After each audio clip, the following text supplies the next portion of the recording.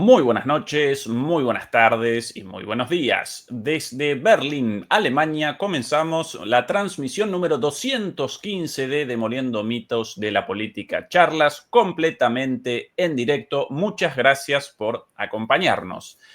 Al otro lado de la pantalla, desde Durango, País Vasco, España, nos acompaña el señor Adrián Celaya. Querido Adrián, ¿qué tal todo por ahí? Hola, Ezequiel. Pues estupendamente, tiempo variable, parecía que venía con mucha fuerza primavera, casi comienzo del verano, ahora parece que no tanto. Pero bien, encantado de estar contigo y con Demoliendo Mitos, por supuesto. Bueno, un placer que nos acompañes. Recuerden que Adrián presenta su programa en DMP Geopolítica todos los jueves a las 11 de la noche de Europa. Nosotros ya por aquí de vuelta en Berlín después de nuestra gira española por Madrid y por Barcelona. Qué bonito España, querido Adrián, qué lindo país, cuánto sol, qué diferencia con Alemania. Pero bueno, detalles al margen. Adrián, querido, qué situación difícil la presente y qué compleja la realidad a partir de los anuncios del canciller alemán Friedrich Merz respecto a, por un lado, el fin de las restricciones a el alcance de los misiles occidentales entregados a Ucrania, con lo cual podrían realizar ataques mucho más allá de lo que podían supuestamente hasta ahora. Y por otro lado, el anuncio a medias, por cierto, de Merz velado respecto a la entrega de los ya famosos misiles Taurus, misiles alemanes aire-aire, perdón, aire-tierra, no aire-aire, aire-tierra, lanzados desde un avión con un objetivo militar sobre la superficie, pero con un mayor alcance que los misiles británicos Storm Shadow y franceses Matra, como así también naturalmente que los cohetes HIMARS estadounidenses. Esto generó una enorme reacción, una fuerte reacción de Rusia, como así también muchas repercusiones en Europa. Adrián, ¿qué análisis realizás de esta situación? Bueno, independientemente de la declaración en sí misma, igual tendríamos que considerarla casi como la culminación de un proceso que se estaba desarrollando en Alemania, que está convirtiendo en Alemania crecientemente en el protagonista, en el líder del belicismo de las grandes potencias europeas, y que es un proceso que se inicia casualmente al día siguiente de las elecciones estadounidenses, al día siguiente en que se verifica la victoria de Donald Trump, y todo parece indicar que en previsión de que esa victoria podía tener un efecto electoral y significativo en Alemania, deciden iniciar el proceso que iba a terminar adelantando las elecciones. Esto a sabiendas de que iba a suponer la sustitución del gobierno del canciller que Scholz, ¿no? que entonces estaba en el poder, y su sustitución por el que todo el mundo daba por supuesto que iba a ser el nuevo canciller, Friedrich Merz, ¿no? Bueno, esto se ha ido verificando. Al final tenemos un gobierno de coalición liderado por Friedrich Merz, pero hemos visto cómo este hombre, del que se sospechaba que iba a tener posiciones duras en el ámbito geopolítico, pues efectivamente ha confirmado estas expectativas y las ha ido de alguna forma subrayando a lo largo de las semanas durante los últimos meses, ¿no? Posiciones cada vez más agresivas en el ámbito, digamos, de la hostilidad frente a Rusia, digamos, en el apoyo hasta el final para la continuidad de la guerra, en las estrategias de rearme, en las estrategias de convertir a la economía alemana en una economía de guerra, en todas estas direcciones, ¿no? Y la culminación en este momento parece estar siendo esta, vamos a hablar todavía de amenaza, pero él lo ha presentado como un hecho, pero de amenaza de efectivamente autorizar a Ucrania, y ellos lo presentan así, al lanzamiento de misiles Taurus sobre Rusia. Pero claro, tenemos que tener en cuenta las declaraciones del propio canciller anterior, de Scholz, cuando en relación a este tema dijo que Alemania no podría entrar en esa dinámica. Y dijo, Alemania no puede hacer lo que están haciendo Reino Unido y Francia. Fueron unas declaraciones muy significativas, que, bueno, muy criticadas, por supuesto, en Reino Unido y Francia porque eran un chivatazo al final, ¿no? Y una denuncia muy clara, porque dijo que, claro, estos misiles, Ucrania no tiene capacidad de manejarlos, de lanzarlos, por lo tanto, aunque se lancen desde el territorio de Ucrania, ya entonces eran Francia y Reino Unido los que los estaban lanzando. ¿Y esto qué quiere decir? Pues que Francia y Reino Unido estaban lanzando misiles contra Rusia, ¿no? Y esto evidentemente es causa de guerra en sí misma, ¿no? Esto se había comentado en su momento, pero claro, el que sea causa de guerra no quiere decir que Rusia necesariamente responda automáticamente bombardeando Londres o París, aunque estuviera legitimado para ello, ¿no? Sino que, bueno, Rusia lo puede considerar una provocación, pero decide estratégicamente no caer en esa provocación y, puesto que están ganando la guerra, continuar en esa dinámica y no dejarse salir de este esquema, ¿no? Bueno, el caso es que ahora, si Alemania da ese paso con respecto a los misiles Taurus, nos encontramos con una mayor capacidad de alcance de estos misiles en territorio ruso. Además, ha dicho muy claramente que se van a suprimir las restricciones para las limitaciones para que los ucranianos decidan atacar unos u otros objetivos y el alcance al que quieran llegar. Y claro, esto supone, pues entre otras cosas, que estos misiles, estos lanzamientos, que en realidad serían por el ejército alemán desde Ucrania, pueden llegar a Moscú, nada menos, al propio Moscú, ¿no? Independientemente de otro tipo de instalaciones estratégicas, ¿no? Pero pueden llegar a Moscú, ¿no? Bien, tenemos ahí un pequeño mapa, no sé si lo puedes ver. Este de aquí, ¿verdad? No, el último. Ah, perdón, este de aquí. Ese, sí, eso es. El que nos habla del impacto que tiene esta retirada de restricciones sobre el alcance de armas.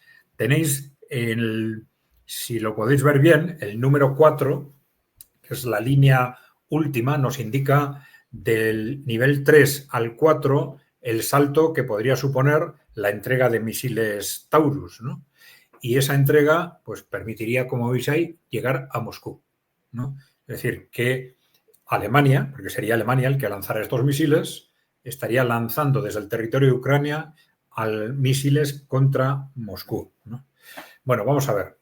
Esto, primero, tiene sus matices, ¿no? Matices que se han producido en las primeras declaraciones de Friedrich Merz y luego también en la visita, a raíz de la visita de Zelensky a Berlín, en la cual pues, han hablado de este tema y ha hecho otras declaraciones Friedrich Merz, ¿no? Vamos a ver, el primer tema muy importante es que en sus primeras declaraciones Friedrich Merz dijo que no era una decisión solo de Alemania, sino que los otros 3 países implicados en este tipo de misiles también habían tomado esa decisión, ¿no? Adrián, ¿qué tal si presentamos directamente la entrevista en la cual Merz, por primera vez desde su llegada a la Cancillería, realizó las declaraciones respecto al levantamiento de los misiles? Y por cierto, recordaba recién, Adrián querido, cuando presentabas la cuestión de las palabras de Scholz en su momento, ¿no? Esta verdad conocida por todas, pero por primera vez dicha por por un jefe de Estado, por el propio Scholz, esto de, en realidad no solo despachan los británicos y los franceses las misiles, sino que además determinan los objetivos a partir de la inteligencia y realizan la operación de los misiles también, con lo cual acá aparecen soldados británicos y aparecen soldados franceses participando en un ataque directo contra Rusia. Inmediatamente después de eso, a las pocas horas, de repente apareció la filtración de la conversación entre altos mandos de la Bundeswehr, de las Fuerzas Armadas alemanas, en conversación en la cual deliberaban sobre la forma de ataque con misiles Taurus contra el puente de Kerch.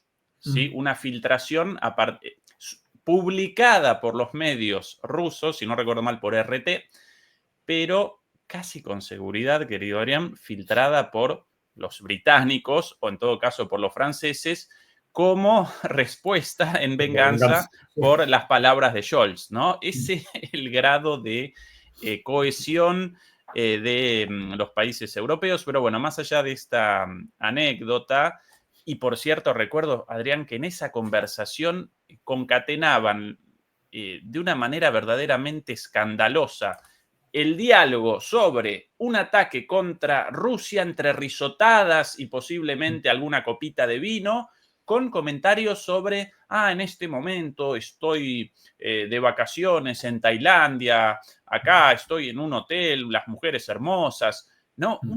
Con una superficialidad total. Los altos mandos de las Fuerzas Armadas alemanas todavía en funciones. Pero perdón por esta digresión. Presentemos esto. Semana pasada, foro europeo organizado por uno de los medios públicos alemanes, la pregunta del reportero a Merz: ¿va a apoyar a Ucrania de manera cualitativamente distinta? Ich weiß, worauf Sie hinaus wollen, und ich will die Antwort, ja. Ya sé a dónde quiere ir con esa pregunta, y entonces el reportero responde, y entonces, Merz, seguro. Klar. Claro, jijiji, ¿no? Como muerto de risa. Aber ich gebe darauf eine wirklich abschließende Antwort. Wir werden Pero le voy a dar una respuesta fuerte. alles tun, was in unseren Kräften steht, um die Ukraine auch militärisch weiter zu unterstützen. Vamos a hacer todo lo que podemos para seguir apoyando militarmente a Ucrania. Das war auch der Grund, warum ich mit Starmer, Macron und Tusk am ersten Wochenende meiner Amtszeit in Kiew war. Esta es la razón por la cual en la primera semana de mi gobierno estuve reunido con Macron, Merz y Starmer en Kiev. Sprechen intensiv darüber, auch mit dieser sogenannten Koalition der Willigen, was wir leisten können. Y también lo hablamos con la llamada coalición de los dispuestos para determinar qué podemos hacer al respecto. Es gibt keinerlei Reichweitenbeschränkungen mehr für Waffen, die an die Ukraine geliefert worden sind, weder von den Briten noch von den Franzosen noch von uns. No hay más restricciones al alcance de las armas entregadas, tanto por los británicos como por los franceses, como así tampoco por nosotros. Von den Amerikanern auch nicht. Tampoco de los estadounidenses. Das heißt also, die Ukraine kann sich jetzt auch verteidigen, indem sie zum Beispiel militärische Stellungen in Russland angreift. Das konnte. De esta manera, los ucranianos pueden defenderse en tanto atacan militarmente objetivos dentro de Rusia. Bis vor einiger Zeit nicht. Das hat sie bis vor einiger Zeit auch bis auf ganz wenige Ausnahmen nicht getan. Das kann sie jetzt. Esto no lo podían hacer y no lo habían hecho, con algunas pequeñísimas excepciones. Ahora sí pueden. Wir nennen das im Jargon Long Range Fire, also auch mit Waffen die Ukraine auszustatten, die militärische Ziele im Hinterland angreifen. Und dies ist die Entscheidung. A esto lo llamamos en el vocabulario técnico ataques de largo alcance. Esto significa ataques contra objetivos rusos en la retaguardia profunda, contra objetivos militares, remacha Merz. Das ist der entscheidende qualitative Unterschied in der Kriegsführung der Ukraine. Russland greift völlig rücksichtslos zivile Ziele an, bombardiert Städte, Kindergarten, Krankenhäuser, Altenheime. Y esta es la diferencia cualitativa principal entre Rusia y Ucrania. Rusia bombardea jardines de infantes, hospitales, residencias, mientras que Ucrania solo ataca objetivos militares. Das tut die Ukraine nicht. Und da legen wir auch sehr viel Wert darauf, dass das so bleibt. Aber ein Land, das sich nur im eigenen Territorium einem Angreifer entgegenstellen kann, verteidigt sich nicht ausreichend. So, und diese Verteidigung der Ukraine, die findet jetzt eben auch gegen militärische Infrastruktur auf russischem Staatsgebiet statt. Bien, y queremos que esto siga así, pero a partir de ahora Ucrania se puede defender atacando objetivos dentro de Rusia. Claro, respecto a lo del alcance de los misiles, sus palabras clarísimas. Acá no puede rectificar como en su momento con el ultimátum de los Taurus, 24 horas, después no, en realidad cometieron un error de interpretación. Acá esto clarísimo. Perdón, Adrián, adelante vos nuevamente. Sí, bueno, hay dos cuestiones, digamos, que están sobre la mesa alrededor de este tema, una positiva y otra negativa, ¿no? Digamos, la más negativa es esta extensión a los otros 3 países de esa, digamos, liberación de límites para el lanzamiento de los misiles de largo alcance. Porque esto sería especialmente preocupante si se confirma con respecto a Estados Unidos. Claro, teniendo en cuenta todas estas vacilaciones en la posición de Estados Unidos, que ahora se confirmara esto por parte de Estados Unidos tendría una repercusión muy importante, sería muy revelador con respecto a lo que realmente va a hacer o no va a hacer este país. Pero no se ha confirmado. No se ha confirmado el que los otros 3 países realmente estén en esa posición. Pero también es cierto que es extraño que lo afirme de esa forma tan clara y rotunda Merz si no hay nada, ¿no? Por lo menos, ¿no? Si no hay por lo menos un consenso o algo similar, ¿no?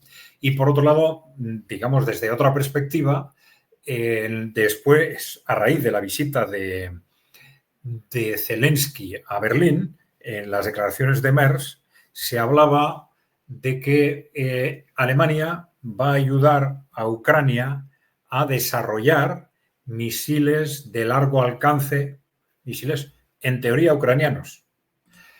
Nos está anticipando que esto puede ser una forma de intentar esconder el problema. Es decir, les entregamos misiles Taurus, les cambiamos la pegatina, decimos que están desarrollados en Ucrania y es un tema de Ucrania, no es un tema nuestro.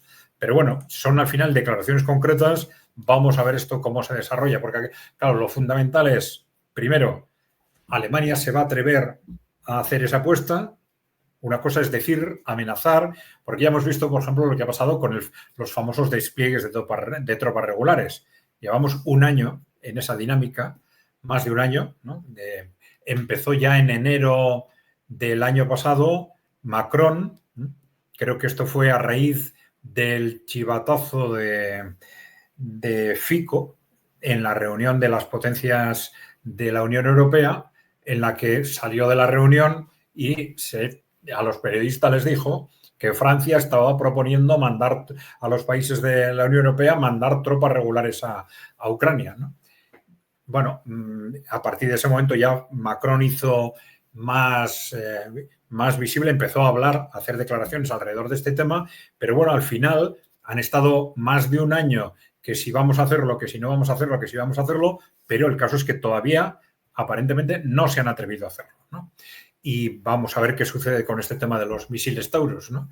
Pero, mientras tanto, lo que sí tenemos es claramente la alarma que esto ha hecho surgir, lógicamente, en Rusia y las declaraciones sobre las posibles respuestas de Rusia, ¿no? No solo declaraciones, ¿no? También ha habido análisis de posibles respuestas, no solo en Rusia, sino incluso en medios occidentales. Ahí, en relación con esto están los otros 2 mapas que tenemos ahí preparados, ¿no?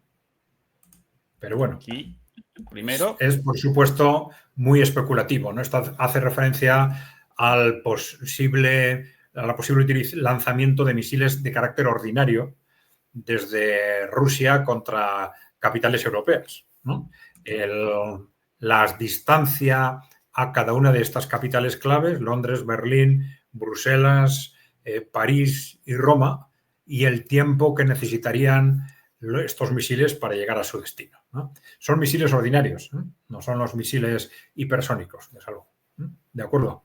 Y luego en el otro mapa se hace una descripción parecida diferenciando en base al tipo de misiles utilizados, ¿no? Entonces, ahí nos diferencia tres áreas. La primera área sería a 800 kilómetros de distancia, que, bueno, alcanzaría Ucrania, fundamentalmente, ¿no? Y ahí entrarían dentro de esos 800 kilómetros los misiles Iskander y Onyx-M, ¿no? la segunda área en un color un poco más claro, que incluiría, ahí tenéis Londres, París, Bruselas, las capitales europeas fundamentales. Hasta esos 3.000 kilómetros llegarían los Zircon y los Dagger, ¿no? Y quedarían fuera fundamentalmente, pues veis ahí, España, Portugal e Irlanda, ¿no? Básicamente, ¿no? Pero hasta esos países podrían llegar con los Oresnik o X-101, ¿no? Sí, solo como recordatorio, Adrián, Rusia presenta una cantidad de misiles Iskander en cifras de a miles. ¿Sí? Nadie lo puede determinar con exactitud y seguramente con el comienzo de la guerra la producción fue acelerada, pero realizan ataques con Iskander de manera recurrente y masiva. Este no un misil especial como por ejemplo, bueno, incluso como por ejemplo las dagas, ¿no? O los Oryezhnik. Un misil masivo y con ese misil ya podría generar daños sobre una buena parte de Europa de forma masiva. Perdón, Adrián, adelante. Sí, bueno, vamos a ver. Entonces, tenemos, además de este tipo de análisis más técnicos que se han hecho sobre teóricamente cuál podría ser la respuesta equivalente si fuesen términos similares, ¿no? Tú me lanzas misiles, yo lanzo misiles, ¿no? Independientemente del impacto político de todo esto, ¿no? Pero luego tenemos declaraciones de Margarita Simonian, que es la directora del grupo al que pertenecen RT y Sputnik, ¿no? En la que hacía referencia no a su propia opinión, hablaba de los círculos del Kremlin, se decía, bueno, en lo que se piensa en el Kremlin es que si Alemania da este paso, pues en Rusia tendría que analizar seriamente la posibilidad de atacar a Alemania. La posibilidad de atacar a Alemania. De atacar Berlín, menciono en concreto. Bueno, luego tenemos declaraciones similares de Andrei Kartapolov, que es el presidente del Comité de Defensa de la Duma Estatal, también haciendo referencias precisamente a esto, ¿no? A que en esas circunstancias habría que analizar todas las opciones y que si Alemania toma esa decisión, pues habría que plantearse seriamente una reacción que incluyese el ataque a territorio alemán, ¿no? Las palabras literales, Adrián, Rusia reaccionará con dureza, asimetría y sin sensibilidad si Alemania suministra misiles Taurus al régimen de Kiev, declaró a RIA Novosti, el jefe del Comité de Defensa de la Duma Estatal, recién mencionado por vos, Andrei Kartapolov, ex militar retirado, desde hace tiempo ya diputado en la Duma y miembro de la Comisión de Defensa en la Duma. Miembro no, el jefe, es el jefe de la Comisión. Perdón, presidente de la Comisión, efectivamente. Palabras fuertes, tanto las de este señor como las de Margarita, la directora de RT, ¿no? Ataque directo a Berlín con dureza, asimétrico. Sí. Peligroso, Vasily Nevencia, el representante de Rusia en el Consejo de Seguridad de la ONU, pues también ha dicho que en caso de que esto sucediera, pues Rusia tendría que tener en cuenta todas las opciones, ¿no? Ha utilizado esa expresión, todas las opciones, ¿no? Se ha hablado también en los medios de comunicación rusos de posible respuesta, bueno, Kartapolov hablaba de posible respuesta asimétrica, ¿no? Y en este sentido se ha planteado la posibilidad de una reacción que no estuviese directamente dirigida al territorio alemán, como pudiese ser pues, cables submarinos o barcos alemanes en aguas internacionales, por ejemplo, ¿no?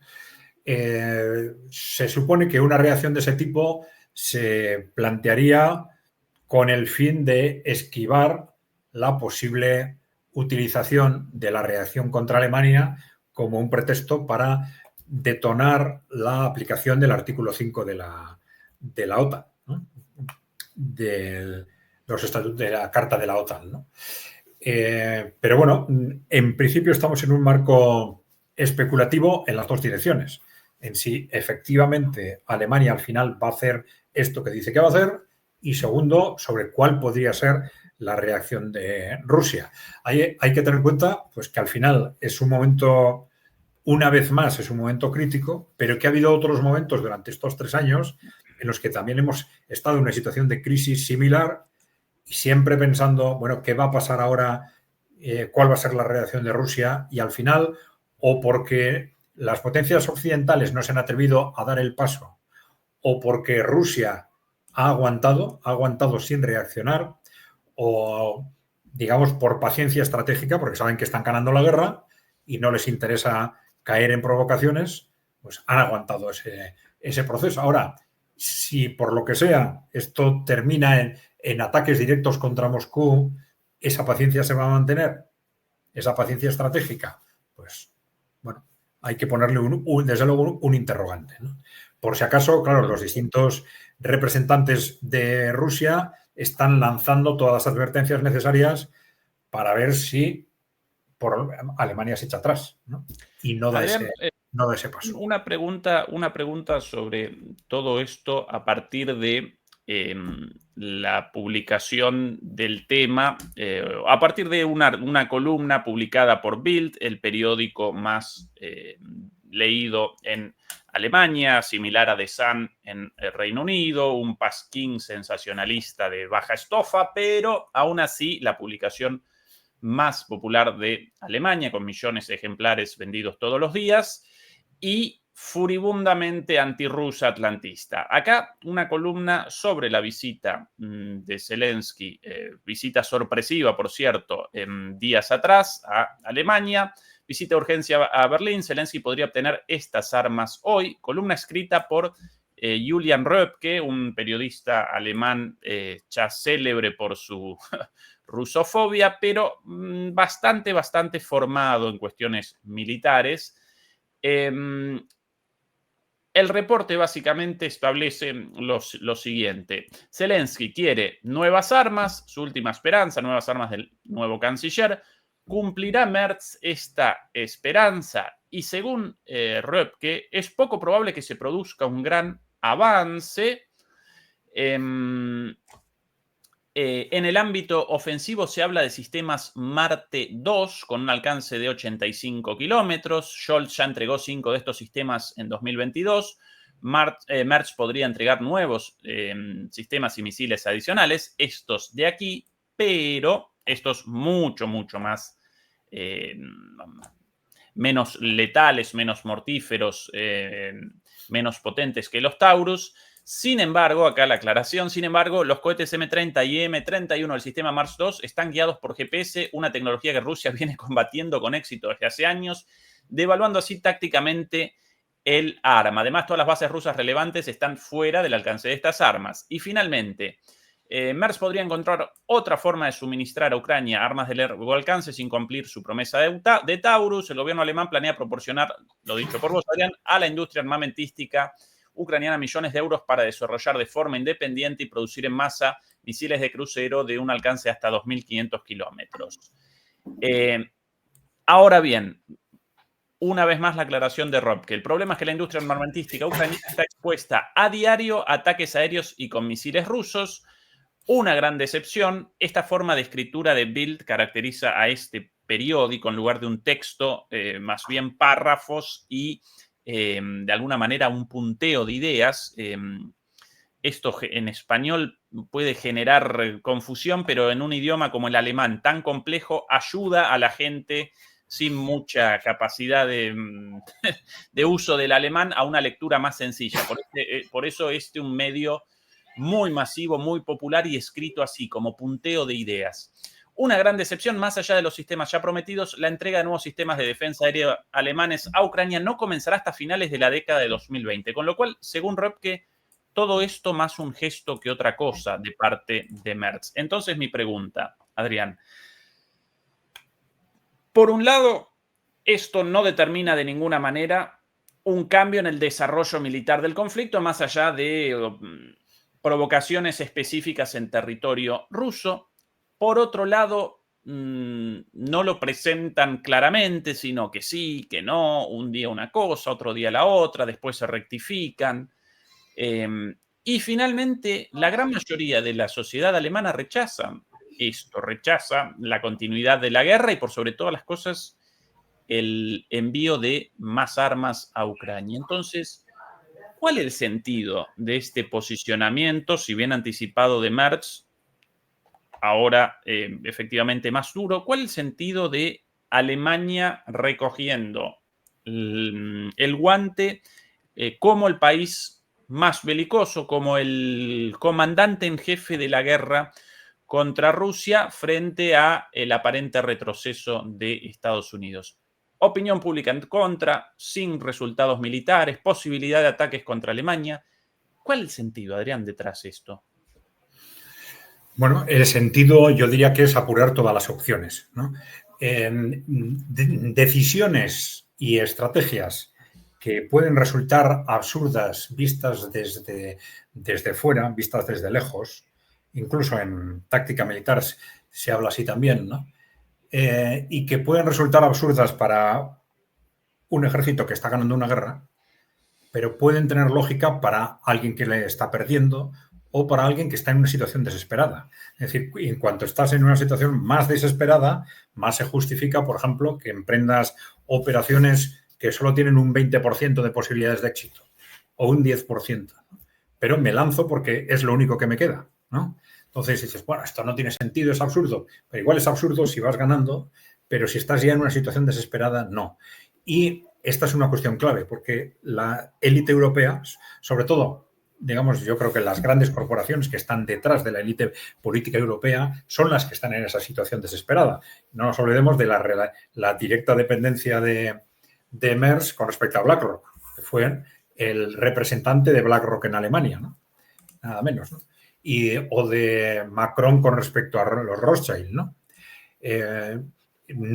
Una dependencia que nunca se ha gestionado de forma tan directa. Normalmente siempre han sido mecanismos más indirectos, ¿no?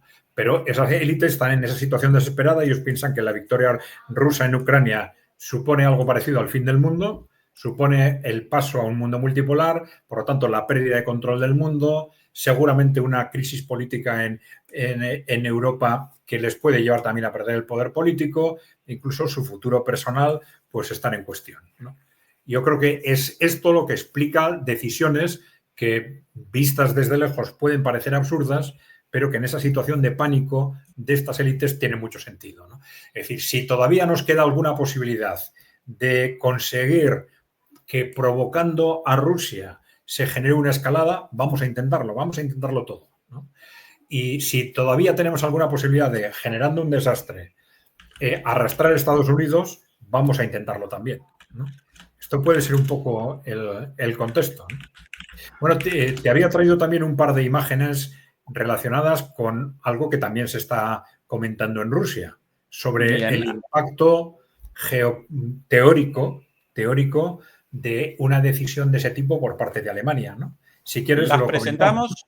Ya las presentamos, Adrián. Acá la página web del Ministerio de Defensa alemán, ¿sí? Ni más ni menos, Esto es. con el anuncio de lo comentado por Adrián, de que Pistorius, el ministro de Defensa, promete alrededor de 5.000 millones de euros en apoyo a Ucrania, con un titular enorme, etcétera, etcétera. Esta imagen, Adrián. Bien, vamos a ver. Esta imagen es de lo que se llamó el Tratado 2+4, el tratado que dio pie a la reunificación alemana en el año 90. Se firmó se la llama 2+4 porque lo firmaron las dos Alemanias, la oriental y la occidental, más las 4 potencias ocupantes de Alemania después de la Segunda Guerra Mundial. Francia, Reino Unido, Estados Unidos y Rusia, ¿no? Bueno, la Unión Soviética entonces, ¿no? Estos 6 países firmaron este tratado en base al cual se autorizó la reunificación alemana, ¿no? Pero claro, dentro de esa autorización había una serie de cláusulas, ¿no? Entre las cuales muy claramente se establecía que Alemania iba a poder tener sus fuerzas armadas unificadas, pero que un requisito era que no pudiera utilizarlas fuera de su territorio. fuera de su territorio, ¿no? Y claro, si tomara esta decisión de empezar a lanzar misiles contra Rusia desde Ucrania, estaría muy claramente rompiendo las condiciones de ese tratado. Esto significa que teóricamente también Rusia podría denunciar el tratado, podría decir, denuncio aquel tratado por incumplimiento. Claro, esto hecho en sí mismo, aunque no lleve a ningún otro movimiento por parte de Rusia, ya tendría un impacto político impresionante, ¿no? No solo a nivel general, sino en la propia Alemania, evidentemente, ¿no? Porque sería el cuestionamiento de una de las bases constitucionales fundamentales de la Alemania actual, ¿no? Pero bueno, esto es, yo creo que algo que desde el punto de vista geopolítico es muy relevante, porque estaría casi, digamos, quitando un ladrillo de esa pared, un ladrillo muy importante de esa pared sobre la cual se ha construido lo que ahora conocemos como la Unión Europea actual, ¿no? Sobre la que se ha construido la Alemania actual y sobre la cual se ha construido también la Unión Europea, ¿no? Tendría un impacto en sí mismo tremendamente relevante y a Rusia en principio no le costaría demasiado tomar esa decisión. Bien, pero muy interesante. Por aquí un documento, ¿verdad, Adrián? También respecto a este acuerdo. Sí, esto es simplemente, bueno, es algo simbólico. Son las firmas de las 4 potencias aliadas que ocuparon Alemania al final de la guerra, y son las firmas de los representantes de Francia, Reino Unido, Estados Unidos y la Unión Soviética, aceptando, como decíamos, que las dos Alemanias se fusionen, se reunifiquen en base a las condiciones que se establecieron en el tratado, ¿no? Bien. Algunos analistas, Adrián, presentaban la política exterior de Trump presumible antes de que comenzase el gobierno de Trump efectivamente, como una política exterior tendiente a retroceder en Ucrania y redireccionar hacia Rusia o contra Rusia. Y eso determinaba... Hacia China, quieres decir. Hacia China, mil disculpas. Sí, hacia China. Y eso determinaba que en lugar de Estados Unidos debía aparecer otro actor, otra potencia u otros actores y otras potencias a cargo de la guerra contra Rusia. Merz aparentemente estaría realizando pasos en ese sentido. Puede que esto de alguna manera responda a ese objetivo supuesto de Trump. Nosotros muchas veces lo presentamos aquí en el canal antes del comienzo de Trump e incluso después del inicio de su gobierno, a partir de, bueno, el análisis de sus medidas, esta idea de abandonar paulatinamente Rusia sin la imagen de una derrota y realizar una delegación en Europa. ¿Está recogiendo Alemania este mandato? Ahora, ¿cuál es el objetivo de esto para la propia Alemania y para Europa? No hay que descartarlo, pero claro, sí parece que hay una voluntad independiente muy clara por parte de las potencias europeas de defender la posición en Ucrania hasta el fin, ¿no? Quiero decir que si fuera solo Alemania, podríamos pensar que ha habido algo específico sobre Alemania, pero en realidad es una posición que en cierta forma han estado manteniendo Francia y el Reino Unido hasta ahora, ¿no? Con lo cual, bueno, yo pensaría que puede haber quizás una confluencia de intereses o de estrategias por parte de esas potencias europeas que quieren resistirse a la victoria rusa hasta el final, y por parte de Estados Unidos decir, bueno, me voy, pero te voy a ayudar, ¿no? Esto es lo que se está especulando, ¿no? Yo no voy a atacar directamente a Rusia, no voy a pelear directamente con Rusia, pero te voy a ayudar a que tú pelees pues con suministro de armamento, financiación o lo que sea necesario, ¿no? Bueno, vamos a ver si esto se confirma, porque sí parece también claro que Estados Unidos tiene una cierta voluntad de llegar a acuerdos con Rusia. Y ese posicionamiento no sería muy compatible con esos acuerdos estratégicos a los que sí parece que quiere llegar, ¿no? Estados Unidos también está interesado no solo en las ventajas directas que puede obtener de esos acuerdos con Rusia en el ámbito, por ejemplo, económico, sino en distanciar a Rusia de China. En los análisis teóricos que hacen los círculos del trumpismo, ¿no? Los analistas geopolíticos del trumpismo, están considerando que China es su gran oponente, Rusia es la tercera potencia mundial, pero a otro nivel, ¿no? A otro nivel de escala. No es un oponente directo de Estados Unidos como lo fue la Unión Soviética.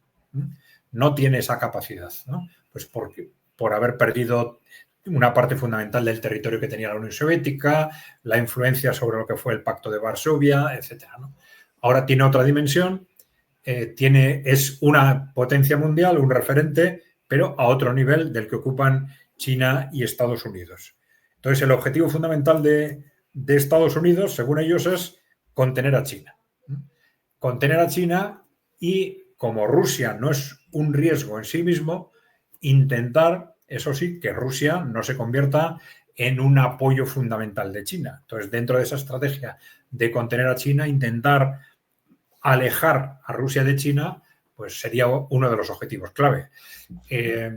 Esto ahora parece imposible, ¿no? Es decir, si viendo cuál es la interrelación, la coordinación estratégica entre China y Rusia, en este momento es prácticamente total. Yo supongo que son conscientes de ello en Estados Unidos, pero dirían, bueno, pero en buena parte esa coherencia, esa coordinación estratégica es tan amplia porque nosotros les hemos empujado a ello desde Europa Occidental fundamentalmente, ¿no? Igual tenemos que intentar corregir esa situación no de un día para otro, sino de forma progresiva durante X años. Entonces, ese posible alejamiento de Rusia y China, que ahora parece imposible, a lo mejor dentro de 5 años o de 10 años es posible o se puede ir consiguiendo de forma lenta y progresiva, ¿no? Pero claro, esto sería incompatible con que Estados Unidos siguiese apoyando a las potencias europeas de forma suficientemente clara, ¿no? A las potencias europeas enfrentándose a Rusia, claro. Bueno, esto es lo que podemos pensar en este momento. Otras formas de articular esos movimientos, pues sería muy complicado, porque estas potencias europeas en sí mismas, las potencias europeas de la OTAN, no tienen capacidad de enfrentarse militarmente a Rusia, pueden retrasar el proceso, es como Estados Unidos puede retrasarlo o acelerarlo. Siempre decimos, seguramente lo habré dicho alguna vez en tu canal, ¿no?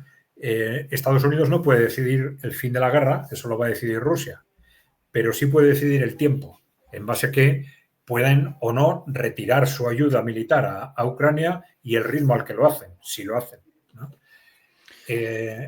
Claro, Adrián, aquí, sí, perdón. No, aquí algunas cuestiones adicionales para el análisis. Primero esto ya mencionado por vos, pero interesante las palabras textuales de Lavrov sobre esto, consultado por la prensa. Финансирование производства любой дальности ракет на Украине. А речи, значит, о поставках германских ракет якобы не идет. Надо проверять. И то, и другое. Нагнетание напряженности, поддержка войны. Прямое вовлечение в войну уже очевидно. А Германия сползает по той же наклонной плоскости, по которой она пару раз в прошлом веке уже двигалась вниз к своему краху. Надеюсь, что ответственные политики в этой стране все-таки сделают правильный вывод и остановят безумие. Esto es muy fuerte, Adrián, ¿eh? Alemania se desliza por la misma pendiente que ya recorrió un par de veces en el siglo pasado, va hacia su colapso. Otros países ya despacharon misiles de alcance similar o por lo menos comparable a los Taurus, aunque un poquito menor. y Rusia no respondió de manera tan vehemente. Evidentemente, la historia determina que Rusia responda con mayor susceptibilidad a cualquier provocación de Alemania por razones obvias, ¿no? 27 millones de razones, esa es la cantidad más o menos de muertos soviéticos por la Segunda Guerra Mundial. Otro elemento de análisis, Adrián, esto de la prensa ucraniana, Kiev Independent, acá traducido, Rusia desplegará sistemas de misiles Oryezhnik en Bielorrusia a finales de 2025, según un funcionario. Esto en algún momento anunciado sin precisiones por Putin, pero aparentemente ya determinaron los lugares y la fecha, finales de este año. Esto anunciado en este momento, Adrián, ¿no responde a toda esta situación, esta decisión de Rusia ahora de posicionar Oryezhnik en Bielorrusia? Bueno, la situación de Bielorrusia tiene características muy especiales que pueden estar muy relacionadas con el conjunto de las tensiones en el Báltico, donde está habiendo movimientos continuos, también por parte de Alemania, por cierto, que han tomado una decisión de desplazar hasta 4.000 hombres de forma permanente, no como hasta ahora, que había desplazamientos temporales, pero ahora van a tener un desplazamiento permanente de hasta 4.000 hombres en Lituania, ¿no? Entonces, esto por un lado, luego estos movimientos para dificultar el tránsito de navíos rusos en el Báltico, despliegues dentro de los países bálticos, en las fronteras de Finlandia. Hay una serie de movimientos en los que parecen intentar o tener una estrategia de asegurar que el Báltico es un mar controlado por la OTAN y en el que pues, Rusia va a tener muchos problemas de movilidad, ¿no? Entonces, ahí hay una tensión creciente y, bueno, Bielorrusia puede ser, lógicamente, uno de los territorios más directamente amenazados por esa tensión y tiene lógica que ahí se adopten medidas especiales para asegurar ese frente, ¿no? Bueno, vamos a ver esto cómo evoluciona. En la práctica, lo que está sucediendo, lo más importante, más que las amenazas, las advertencias de lo que se va a hacer o no se va a hacer, es lo que está pasando en el campo de batalla, ¿no? Que al final es lo que determina fundamentalmente la evolución de la guerra, y ahí continúa con un ritmo más acelerado estos últimos días, esos avances territoriales rusos, bueno, que todo hace pensar que están avanzando, bueno, van a seguir avanzando significativamente en Sumy y en Kharkov, ¿no? Fundamentalmente, ¿no? Pero en realidad están avanzando a todo lo largo del frente con distinta intensidad. Se está hablando mucho de que esto es el comienzo de una gran ofensiva de verano que tendría como objetivo la ocupación de Sumy y de Kharkov, y de Kharkov, pero esto también se dijo sobre la primavera.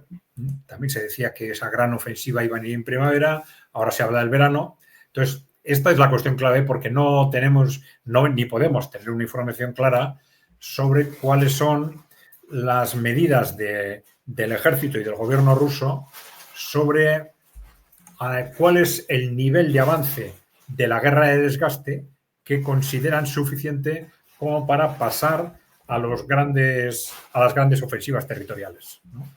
Ese es el esquema de la guerra de desgaste. Primero, desgastar lo suficiente al enemigo, desgastarte tú lo mínimo, para que en el momento en que lleguen los avances territoriales, ya el coste de estos avances, en los que siempre se ponen en riesgo muchas personas y material, el coste ese sea lo mínimo posible.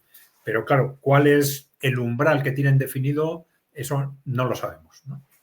Adrián, última cuestión sobre este tema, y perdón por este repiqueteo o este popurrí de distintos medios, videos, páginas web, columnas, y a partir de ahí preguntas, Adrián. Esto algo complejo responder en caliente e improvisadamente, realizo tantas preguntas por mi confianza en la capacidad analítica de Adrián. Así que, Adrián, perdón si estoy machacando con muchas cosas nuevas, pero para mí siempre interesantes tus análisis y tus observaciones. Por eso mi insistencia en todas estas cosas.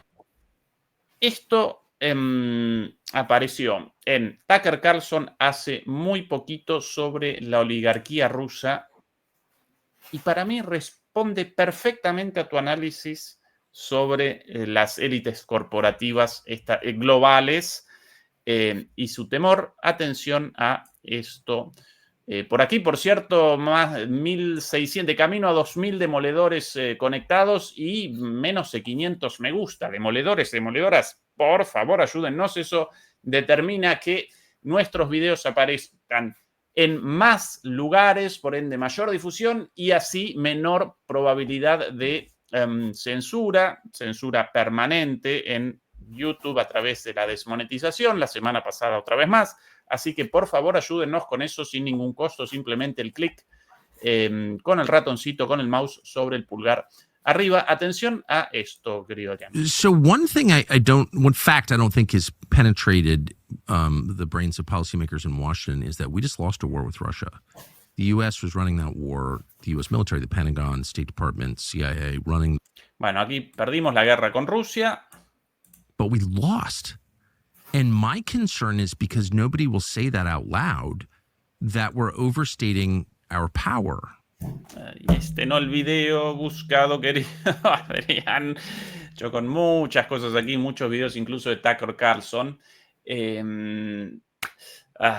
Bueno, debería recorrer algunos videos para determinar justo el que quería. Básicamente, en esa misma entrevista con este señor, en algún momento...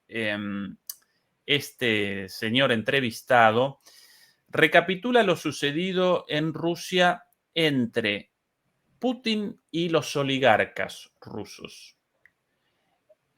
los cuales inicialmente cuando Putin comienza su gobierno presentan un poder absoluto, aparecen subidos a una política a negocios de enriquecimiento acelerado a costa de el bienestar no solamente de las clases populares en Rusia, sino de la situación general de Rusia. Recuerdo el caso de una mina de oro, por ejemplo, comprada por €1 o $1, ¿sí? Y luego con ganancias millonarias. Así muchísimos negociados de esta oligarquía introducida a través de los últimos años de Gorbachev y después de Yeltsin. Comienza el gobierno de Putin, esta oligarquía muy empoderada, destruyendo el país y de a poco, dentro de sus posibilidades, va estableciendo límites, el propio Putin, a esta oligarquía, primero con una suerte de acuerdo. Si ustedes quieren realizar negocios y generar riqueza dentro del interés nacional de Rusia, ningún problema, pero abandonen la política, abandonen todas las actividades por fuera del propio rol de las clases capitalistas, de los empresarios. Una buena parte de esa oligarquía empoderada rechaza esta propuesta, comienza acciones para el derrocamiento directo de Putin, comienza un enfrentamiento directo y Putin determina, la derrota de una buena parte de esta oligarquía, algunos incluso encarcelados, otros desactivados política y económicamente. Una parte de la oligarquía todavía lo acompaña realizando actividad económica, pero habiendo abandonado la política. Y según Tucker Carlson, acá aparece una cuestión fundamental en la guerra en Ucrania, porque según él, las oligarquías, o vos las llamás los sectores corporativos, ¿verdad, Adrián? Ese es tu término.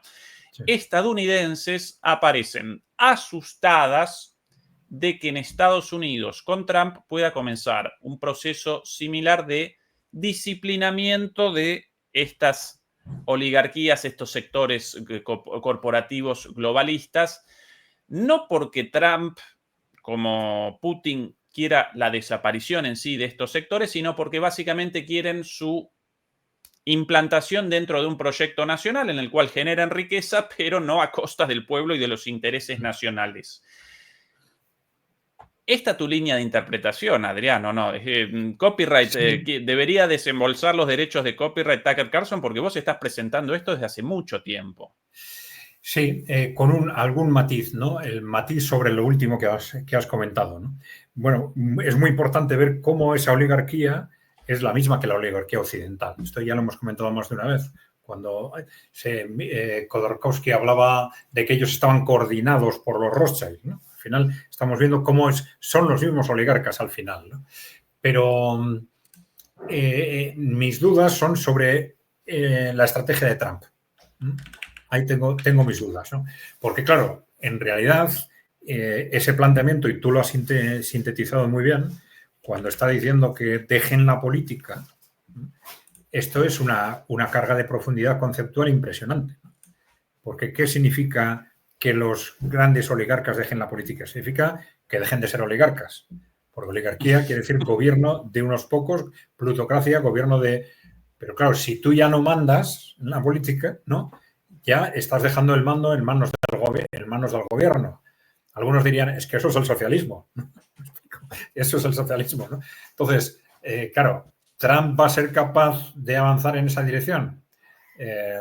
Bueno, yo creo que está teniendo muchísimas dificultades para hacer cosas mucho menos ambiciosas, ¿no? Que tiene políticas anticorrupción está claro, pero más allá de la persecución penal de hechos concretos y tal, va a tener la capacidad de sacar del poder a los oligarcas, digamos, a los grandes propietarios y a los grandes inversores norteamericanos. Eso sería una revolución. Fue una revolución, algunos hablan de la revolución Putin en Rusia, ¿no? Eso sería una revolución en Estados Unidos, pero sería una revolución partiendo de un punto de partida muy distinto, porque en Rusia, a partir de la tradición de la Unión Soviética, conservaba, pues, como decían en el informe, no me viene ahora, el informe del 92, informe de Estados Unidos, bueno, no me viene ahora, este informe geopolítico, Wolfowitz, el informe Wolfowitz, efectivamente, sí. Ahí decían, pues bueno, Rusia es el gran enemigo, el gran riesgo, porque controlamos el gobierno, pero no controlamos los cuadros medios ni la sociedad, ¿no? Pero claro, es que en Estados Unidos las corporaciones que lo controlan todo. Ideológicamente tienen controlada la sociedad, tienen controlados los cuadros medios. Claro, cambiar eso parece una tarea imposible, salvo que esos círculos anticorporativos que sabemos que se mueven junto a otros sectores también en el entorno de Trump tengan o hayan acumulado la fuerza suficiente para hacer algo así. No da la sensación, no da la sensación. Pero claro, de acuerdo con vos, Adrián. Como los de Tulsi Gabbard o también incluso los de Robert Kennedy, cómo se está enfrentando a las farmacéuticas. Kash Patel parece que también viene con intenciones de ese tipo, pero bueno, van a tener capacidad de actuación dentro de ese juego constante de Trump de nombrar personas en una dirección y en otra, constantemente en contradicción entre sí. Vamos a ver.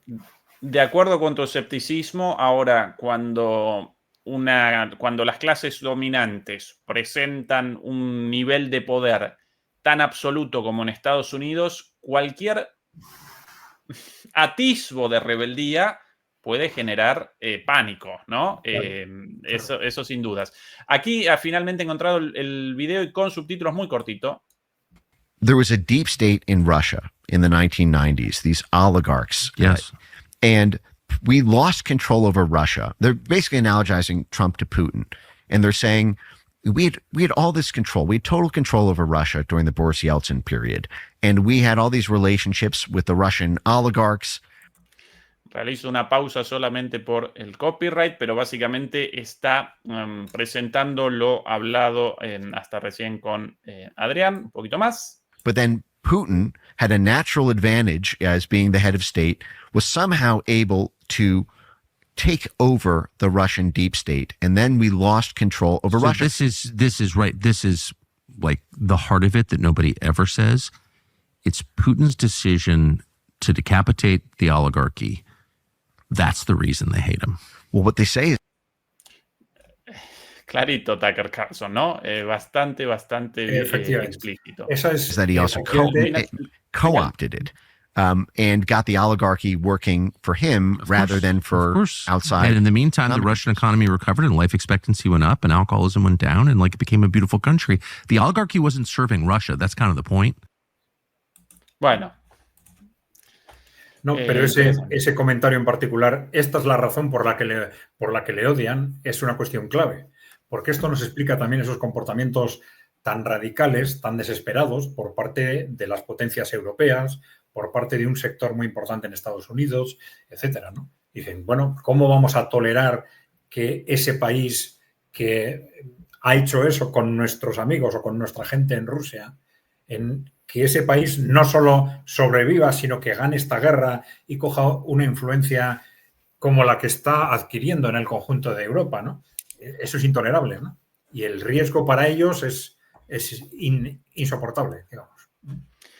Adrián, como último tema, ¿qué análisis estás realizando sobre Trump en este momento, a partir de ya un par de meses de sus políticas, con idas, con vueltas, con declaraciones todo el tiempo, pero a veces en un sentido y al día siguiente en el sentido contrario? ¿Cómo lo estás conceptualizando? Bueno, vamos a ver, cuando empezó su segundo mandato daba la sensación de que iba a tener mucha más fuerza que en el primero. En el primer mandato ni siquiera controlaba su partido, ahora por lo menos controla el partido. Su partido tiene las dos cámaras, aunque parte de su partido en las cámaras no lo controla, ¿no? Y esto ya le genera cierta debilidad en las propias cámaras, pero bueno, sí parecía que iba a venir con mucha más fuerza, ¿no? Y empezó tomando decisiones realmente muy, muy ambiciosas internamente con respecto, por ejemplo, a la USAID, ¿no? La USAID, o en el ámbito declarativo, al menos, con respecto a la red Epstein, etcétera, ¿no? Dentro de estas dinámicas anticorrupción, ¿no? Pero todo eso ha quedado de alguna forma detenido en este momento, ¿no? No sabemos exactamente cuál es la razón. Se está diciendo de que en casos de corrupción como el caso Epstein, que tiene unas repercusiones políticas impresionantes, pues porque necesitan acumular información antes de iniciar procedimientos penales, etcétera. Bueno, vamos a ver si es eso o es otra cosa. Pero también lo de USAID, pues se habló mucho durante unos días, pero luego dejó de salir información. Se han recuperado las aportaciones al NED, al National Endowment for Democracy, con lo cual también hay una cierta corrección, una cierta marcha atrás, una cierta ralentización de esos procesos. Y en política exterior, pues también pasos constantemente contradictorios, pero que nos están revelando, yo creo, primero, que hay una línea de fondo que es coherente con ese movimiento hacia la aceptación de un mundo multipolar por parte de Donald Trump. Esta sería una cuestión clave para el resto del mundo, ¿no? Es decir, él quiere, o el trumpismo quiere volver a fortalecer la capacidad, en principio, económica de Estados Unidos en un marco que es compatible con el concepto de mundo multipolar. Es lo más importante porque, entre otras cosas, es lo que nos puede evitar una guerra mundial. Y luego tiene claramente compromisos que le cuesta mucho esquivar con ciertos sectores oligárquicos que le presionan constantemente, por ejemplo, con el tema de Oriente Medio, con el tema de Israel, de forma muy evidente. Que esto le está llevando a contradicciones porque, por un lado, justo en el momento en que llega al poder, una semana antes, él parece que fue el protagonista de ese primer alto el fuego, pero que luego se dio marcha atrás, ¿no? Luego empezó una dinámica muy agresiva con respecto a Irán y muy favorable a Israel. Luego esto ha dado marcha atrás en los movimientos que ha tenido con respecto a Yemen, pactando con los hutíes que se van prácticamente y sin contar con Israel, pactando con los países árabes sin hacer caso a las los países del Golfo, sin hacer caso a los requerimientos que le ponía Israel. Es decir, hay un acercamiento, distanciamiento de Israel repetidamente, ¿no? Entonces, claro, esta es una cuestión clave porque puede ser el obstáculo fundamental para que el trumpismo pueda llegar a acuerdos de fondo con Rusia y China para esa evolución hacia un mundo multipolar. Claro, vamos a ver si eso se hace por la vía del acuerdo o se hace por una vía más consecuente con ese concepto que comentábamos antes de contener a China. Que eso no sería muy compatible con que ese nuevo contexto se gestionara a través de un gran acuerdo entre China, Rusia y Estados Unidos, ¿no? Bueno, vamos a ver. Esta es la gran cuestión de fondo. Sí parece que hay una voluntad de llegar a un acuerdo entre las tres partes, que probablemente ha estado negociada de alguna forma desde antes de que Trump llegara al gobierno. Sabíamos que hay contactos de los servicios de inteligencia y de los ejércitos, del ejército cercanos a Trump con China y con Rusia durante estos 4 años en los que Trump ha estado en la oposición. Esos contactos han existido y entonces han tenido tiempo suficiente para llegar a un cierto acuerdo conceptual de futuro, independientemente de que mientras tanto pues se escenifique otra cosa. Pues con una guerra comercial, con estas negociaciones con Rusia.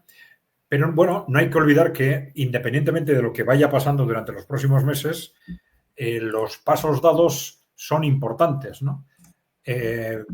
Recordemos el escándalo que se organizó simplemente porque Trump había tenido una llamada de teléfono con Putin, la primera vez, ¿no?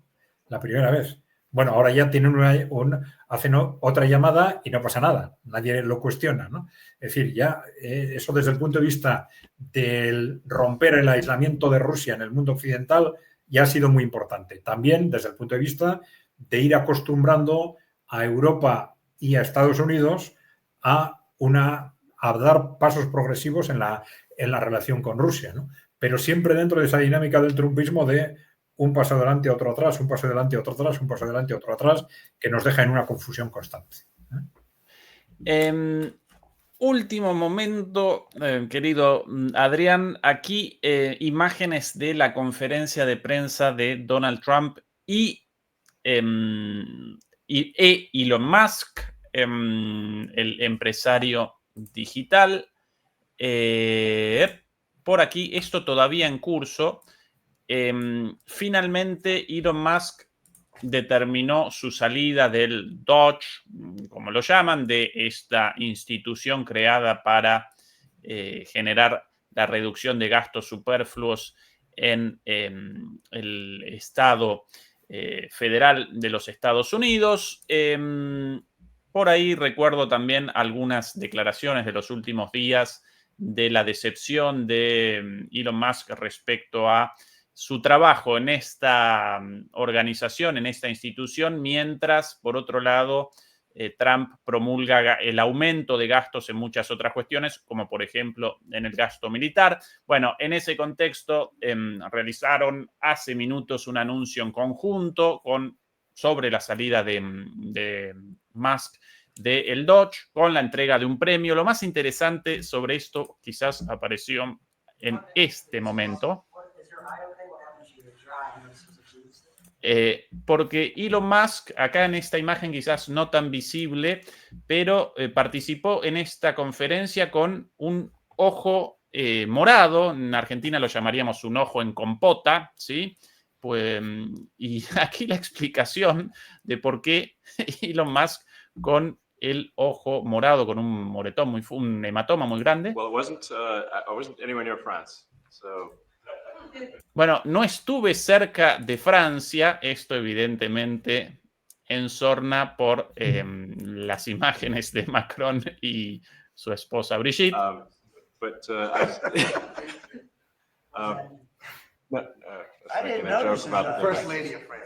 Por ahí Trump diciendo hacia el costado, no me había dado cuenta.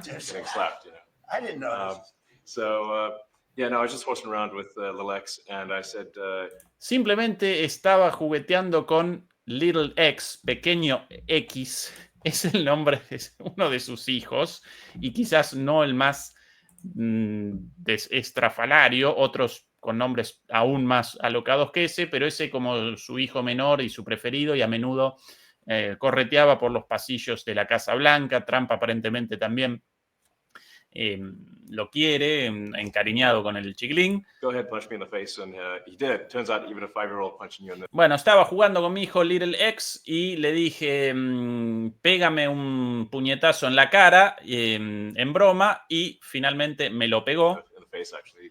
That was X that did that? Yeah. X, Y entonces Trump ahí, ese fue Little X, fue el chiquilín, sí. If you do X, I saw his mom right now. Si lo conocieran, Trump, si lo conocieran, sabrían que puede darte efectivamente un golpe así, el pequeño X. But I didn't really feel much at the time, and then I guess it bruises up. But I just watched. Bueno, y ahí Elon Musk diciendo, bueno, en el momento no me di cuenta, pero después evidentemente se inflamó. Ahí más o menos visible el ojo morado de Musk, perdón. ¿Seguro que no fue Trump el que le dio el puñetazo? Bueno, para ahí por eso presentaba esto, querido Adrián. No, es interesante. ¿Cuál es el sentido de estas entradas, salida de Musk? ¿Qué análisis realizas? Bueno, estas entradas y salidas era algo con lo que Trump jugaba constantemente durante su primer mandato, si recuerdas, ¿no? Este continuo juego de relacionarse de una forma muy extraña con los que le apoyan y con sus enemigos, taponando agujeros constantemente. Entonces, de pronto hay un sector que me apoya, pero se está alejando. Bueno, pues pongo a una persona que les cae bien, pero 3 meses después ya tengo problemas con esta persona, con otro sector, pues lo cambio y 3 meses después pues vuelvo a cambiarle. Fue un juego constante durante su primer mandato, ¿no? No sé si puede tener relación con esto, puede tener relación con los problemas que ha tenido el propio Elon Musk en Tesla, ¿no? Muy relacionados con la imagen de Elon Musk y su implicación en el gobierno, ¿no? Ha habido problemas, ya sabes, de campañas publicitarias en contra de Tesla, etcétera, ¿no? O la valoración de las acciones de Tesla ha caído significativamente y en parte parece que provocada por este hecho, ¿no? No sé si puede haber desavenencias objetivas porque, claro, los planteamientos de Elon Musk con respecto a los recortes en la administración eran tremendamente radicales, que igual pueden tener un sentido en su experiencia en el ámbito privado, pero hacer ese tipo de recortes tan radicales en el ámbito público, pues es mucho más complejo, tiene otras repercusiones y seguramente es mucho más difícil de hacer, ¿no? Sin más no se puede hacer, ¿no? Entonces es muy posible que sea una conjunción de estos temas, ¿no? De todas formas, esto sí puede estar relacionado con lo que comentábamos antes. La gran pregunta sobre el trumpismo es a qué intereses responde. Y ahí la gran duda es, bueno, independientemente de que está relacionado con muy distintos grupos de interés, ¿cuál es el grupo de interés que tiene más peso en él? Y sobre todo, al final lo que late en su filosofía es la posibilidad de recortar el poder de las corporaciones en su conjunto o de recortar el poder de unas corporaciones a favor de otras, ¿no? Esta es una pregunta clave. Bien. Claro, Elon Musk ha tenido un papel y por algo, ¿no? Y también Trump tiene sus dependencias en cuanto a personas o grandes empresas que le han financiado, también grupos de pequeñas empresas, los bancos regionales, etcétera, que son importantes en Estados Unidos. Bueno, esta es la cuestión clave, porque eso sería muy distinto, desde luego, de lo que se hizo en Rusia. Pero claro, en Rusia había un poder muy fuerte fuera del poder corporativo, que eran pues los cuadros de los servicios de inteligencia, cuadros del ejército, cuadros de la administración, incluso sindicales, que de alguna forma apoyaron muy fuertemente ese cambio del grupo de Putin, ¿no? Pero claro, ahí existe una fuerza suficiente en Estados Unidos para avanzar en esa dirección o no. Lo que está haciendo es apoyarse en unas corporaciones contra otras, ¿no? Entonces, yo creo que es la gran pregunta, ¿no? Sí, sin dudas, además de esos cuadros, como personas, también una conciencia nacional distinta de la predominante en Europa y en Estados Unidos, ¿no?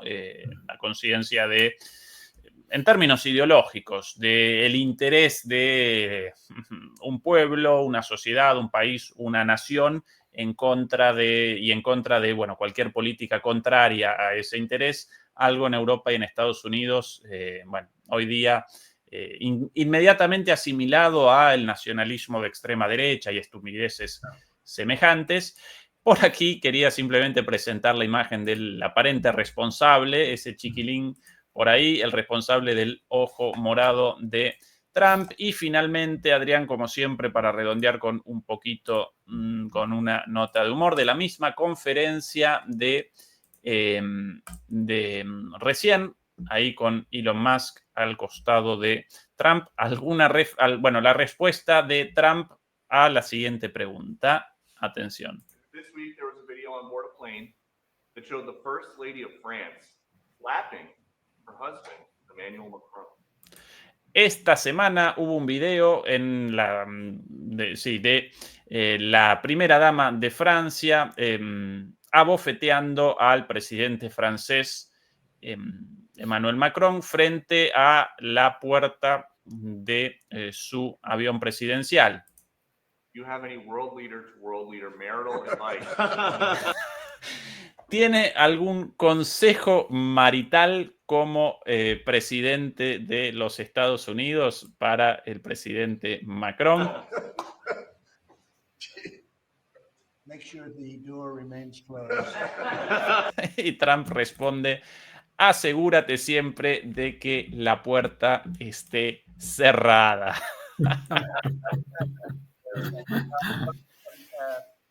He's fine. They're fine. They're two really Bueno, no, esto dicho en broma, los dos están bien, son fantásticos. people I know Bueno, very well. los conozco muy bien I don't know what that was all about.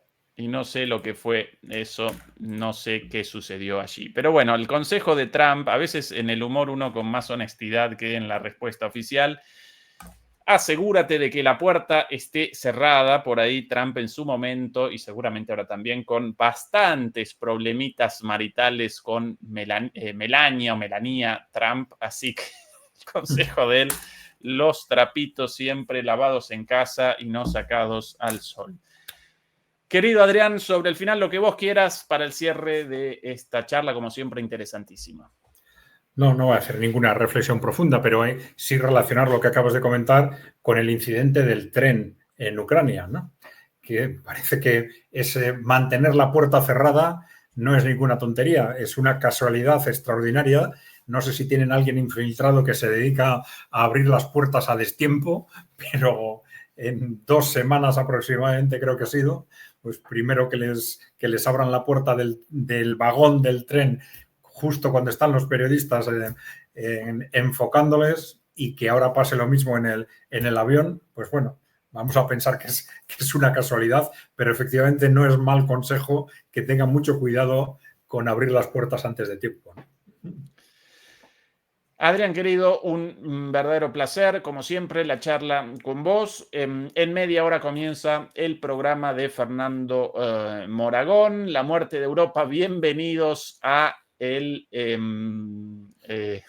Euroreich. Bienvenidos al Euroreich, es el título del programa. En media hora nada más por DMP Geopolítica. Mañana nosotros nuevamente por aquí, y mañana también a las 11 Juan Antonio Aguilar con su propio programa. Hace un ratito presentamos la primera parte del encuentro con demoledores y demoledoras en Madrid sobre la guerra en Ucrania. Eso recién publicado, así que quien quiera esa primera parte, mañana presentaremos la segunda y la tercera posteriormente. Quien quiera presenciar esa charla con unos días de diferencia, pero completamente en directo, en vivo y sin censura, sin edición, ahí puede recorrer los videos.